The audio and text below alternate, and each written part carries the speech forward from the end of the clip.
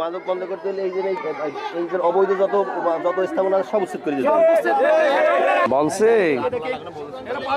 এই জায়গায় এখানে আমি প্রায় 7-8 জনের কাছে শুনলাম, ওনারা বলছে যে এই যে তরিকুল হুজুর এনার নামে নাকি আমার নাম করে ওই জায়গায় ঘর ভেঙেছে। এখন এরা বলছে যে না, আমরা ঘর ভাঙিনি, আপনার নামও হয়নি।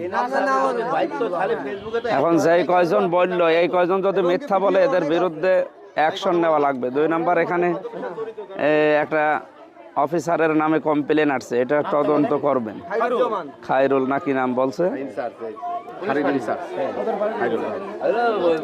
এখন একটা অভিযান আছে, এখানে ডিসি আসবে, এখন ফোর্স নিয়ে আসার কথা। আমার সাথে ঘন্টা 1.5 থাকবে বাজারে। এই জায়গায় মাদক বন্ধ করতে হলে এই যে অবৈধ যত স্থাপনা সব উচ্ছেদ করে দিতে